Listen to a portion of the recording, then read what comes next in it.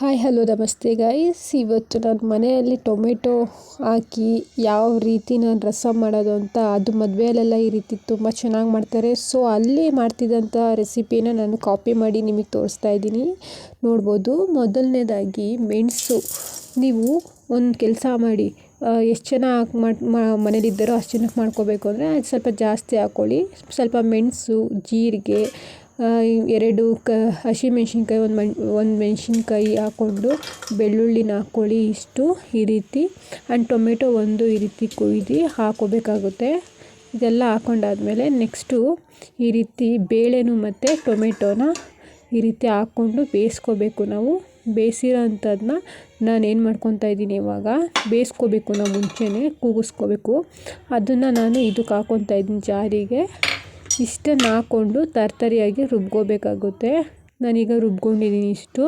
ಇಷ್ಟು ರುಬ್ಕೊಂಡ್ರೆ ಸಾಕಾಗುತ್ತೆ. And next ನಾನೇನು ಮಾಡ್ತೀನಿ, ಬೇಳೆನೆಲ್ಲ ಮಸ್ಕೋತೀನಿ. ಈ ರೀತಿ ರುಬ್ಕೊಳ್ಳೋಕೆ ಹೋಗಬೇಡಿ, ಟೇಸ್ಟ್ ಚೆನ್ನಾಗಿರಲ್ಲ. ಅದಕ್ಕೋಸ್ಕರ ಈ ರೀತಿ ಕ್ಲೀನಾಗಿ ಮಸಿಬೇಕು. ಆ್ಯಂಡ್ ನೋಡ್ತಾ ಇದ್ದೀರ, ಇಷ್ಟು ಮಸ್ಕೊಂಡ್ರೆ ತುಂಬ ಒಳ್ಳೆಯ ಟೇಸ್ಟ್ ಸಿಗುತ್ತೆ. ಆ್ಯಂಡ್ ನೆಕ್ಸ್ಟು ನಾನು ಈ ರೀತಿ ಒಂದು ತಪ್ಪಲೆಯಲ್ಲಿ ಎಣ್ಣೆ ಹಾಕ್ಕೊಂಡು ಸಾಸಿವೆ ಹಾಕ್ಕೊತಾ ಇದ್ದೀನಿ. ಆ್ಯಂಡ್ ಗೈಸ್, ಯಾರೆಲ್ಲ ನನ್ನ ಚಾನಲ್ ನೋಡ್ತಿದ್ದೀರೋ ಅವರೆಲ್ಲ ಈ ಕೂಡಲೇ ಸಬ್ಸ್ಕ್ರೈಬ್ ಮಾಡ್ಕೊಳ್ಳಿ. ಆ್ಯಂಡ್ ನೋಡಿ, ಕರಿಬೇವು ಸೊಪ್ಪು ಹಾಕ್ಕೊತಾ ಇದ್ದೀನಿ. ಸ್ವಲ್ಪ ಕರಿಬೇವು ಸೊಪ್ಪು ಹಾಕ್ಕೊಳ್ಳಿ. ಅದಾದಮೇಲೆ ಮೆಣಸಿನ್ಕಾಯಿ ಒಂದು 7ರಿಂದ 8 ಹಾಕ್ಕೊಳ್ಳಿ. ಮೆಣಸಿನ್ಕಾಯಿ ಖಾರ ಜಾಸ್ತಿ ಬೇಕು ಅಂದರೆ ಜಾಸ್ತಿ ಹಾಕ್ಕೊಳ್ಳಿ. ಸ್ವಲ್ಪ ಈರುಳ್ಳಿ ಹಾಕ್ಕೊಳ್ಳಿ. ನೋಡ್ತಿದ್ರೆ ಇದನ್ನು ಸ್ವಲ್ಪ ಈ ರೀತಿ ಹಸಿ ಸ್ಮೆಲ್ ಹೋಗೋವರೆಗೂ ಈ ರೀತಿ ನಾವು ಕೈ ಆಡಿಸ್ಬೇಕಾಗುತ್ತೆ, ನೋಡ್ಬೋದಲ್ಲ. ಆ್ಯಂಡ್ ಜಸ್ಟ್ ನಾನು ಮದುವೆಗೆ ಹೋಗಿದ್ದೆ, ಅಲ್ಲಿ ಒಳ್ಳೆ ಟೇಸ್ಟ್ ಇತ್ತು ರಸಮ್ಮು. ಅವ್ರನ್ನೇ ಕೇಳಿ ನಾನು ತಿಳ್ಕೊಂಡೆ ಯಾವ ರೀತಿ ಮಾಡೋದು ಅಂತ. ತುಂಬ ಚೆನ್ನಾಗಿ ಬಂದಿತ್ತು ಮಾತ್ರ. ಅವರಿಂದನೇ ನಾನು ಇದನ್ನು ಕಲ್ತ್ಕೊಂಡಿದ್ದು. ಜಸ್ಟ್ 5 ಮಿನಿಟ್ಸಲ್ಲಿ ಅವ್ರು ಹೇಳಿದ್ರು, ಅದನ್ನು ನಾನು ನೋಟ್ ಮಾಡಿಕೊಂಡೆ. ಆ್ಯಂಡ್ ನಾನು ನೋಡಿ ಇವಾಗ ರುಬ್ಕೊಂಡಿದ್ನಲ್ಲ, ಅದನ್ನು ಇದಕ್ಕೆ ಹಾಕ್ಕೊತಾ ಇದ್ದೀನಿ. ಈ ರೀತಿ ಪೇಸ್ಟ್ನ ಹಾಕ್ಕೊಂಡು ಸ್ವಲ್ಪ ತಿರ್ಕೊತಾ ಇದ್ದೀನಿ. ನೀವು ಇದನ್ನೊಂದ್ಸತಿ ಟ್ರೈ ಮಾಡಿದ್ರೆ ಜಸ್ಟ್ ಇದನ್ನೇ ಮಾಡ್ಕೊತೀರ ನೀವು, ಅಷ್ಟು ಚೆನ್ನಾಗಾಗಿತ್ತು ಮಾತ್ರ. ಆ್ಯಂಡ್ ನಾನು ಬೇಳೆ ಬೇಯಿಸಿದಂತಹ ನೀರು ಸಮೇತನೇ, ನಾನು ಬೇಳೆ ಸಮೇತನೂ ಹಾಕ್ಕೊತಾ ಇದ್ದೀನಿ. ಎಲ್ಲ ಹಾಕ್ಕೊಳ್ಳಿ, ನೀರನ್ನ ವೇಸ್ಟ್ ಮಾಡಬೇಡಿ. ಹುಣ್ಸೆಹಣ್ಣ ನೆನೆಸಿಟ್ಟಿದೆ, ನಾನು ಹುಣ್ಸೆಹಣ್ಣು ನೀರನ್ನ ನೆನೆಸಿಟ್ಟಿದ್ದೆ.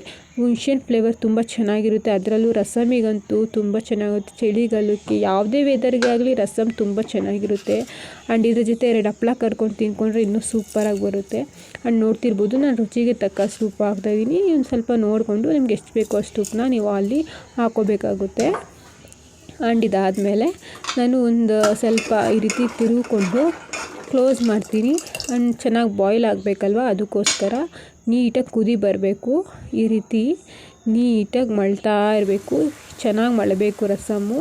ಬಿಸಿ ನೆಗಡಿ ಆಗಿರೋರಿಗಾಗಲಿ, ನೆಗಡಿ ಅಂತಲೇ ಅಲ್ಲ, ತುಂಬ ಆರೋಗ್ಯಕ್ಕೆ ಒಳ್ಳೆಯದು ರಸಮ್ಮು. ಅದಕ್ಕೋಸ್ಕರ ತುಂಬ ಬಿಸಿಯಾಗಿರಬೇಕು ರಸಮ್ಮು ಅನ್ನ. ಈ ರೀತಿ ನೋಡಿ, ಕಂಪ್ಲೀಟ್ಲಿ ರೆಡಿನೇ ಆಗೋಯ್ತು. 10 to 15 ಮಿನಿಟ್ಸಲ್ಲೆಲ್ಲ ರಸಮ್ ಮಾಡ್ಕೋಬೋದು. ಕಲರ್ ನೋಡಿದ್ರೇ ಗೊತ್ತಾಗುತ್ತೆ ಎಷ್ಟು ಚೆನ್ನಾಗಾಗಿದೆ ಸಾಂಬಾರು ಅಂತ.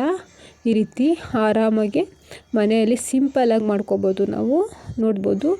ನಾನಿವಾಗ ಆರಿಸಿದ್ದೀನಿ, ನೋಡ್ತಿದ್ದೀರ, ತಿರುಗ್ತಾ ಇದ್ದೀನಿ ನೋಡಿ. 1 ಟೈಮಿಗೆ ನಾನು ಮಾಡ್ಕೊಂಡಿದ್ದೀನಿ ಇಲ್ಲಿ, ತುಂಬ ಚೆನ್ನಾಗೂ ಆಗಿತ್ತು. ಆ್ಯಂಡ್ ನೋಡ್ಬೋದು ನೀವು ಇದನ್ನು ಜಸ್ಟ್ 10 ಮಿನಿಟ್ಸಲ್ಲಿ ಎಷ್ಟು ಬೇಗ ರಸಮ್ ಮಾಡಿಕೊಂಡು, ಅದು ಮದುವೆಲೆಲ್ಲ ಮಾಡೋದು ತುಂಬ ಟೇಸ್ಟ್ ಇರುತ್ತೆ ಅಲ್ವಾ. ಅದೇ ರೀತಿಯೇ ರೆಸ್ಟೋರೆಂಟಲ್ಲೂ ಸಹ ನಾನು ಈ ರೆಸಿಪಿನ ತುಂಬಾ ತಿಂದಿದ್ದೀನಿ. ಬಟ್ ನಂಗೆ ಗೊತ್ತಾಗ್ತಿರ್ಲಿಲ್ಲ ಯಾವ ರೀತಿ ಸೀಕ್ರೆಟ್ ಅಂತ, ಇವಾಗ ಗೊತ್ತಾಗ್ತಿದೆ. ಸರಿ, ಇದನ್ನು ನೋಡಿಕೊಂಡ್ರೆ ನಾವು ಆರಾಮಾಗಿ ಮಾಡ್ಕೋಬೋದು ಮನೆಯಲ್ಲಿ. ನೋಡಿ, ಈ ವಿಡಿಯೋನ ಮತ್ತೊಂದು ಸತಿ ನೋಡಿ, ನಿಮ್ಗೆ ಕಂಪ್ಲೀಟ್ಲಿ ಅರ್ಥನೂ ಆಗುತ್ತೆ. Thank you so much for watching my videos. Thank you guys.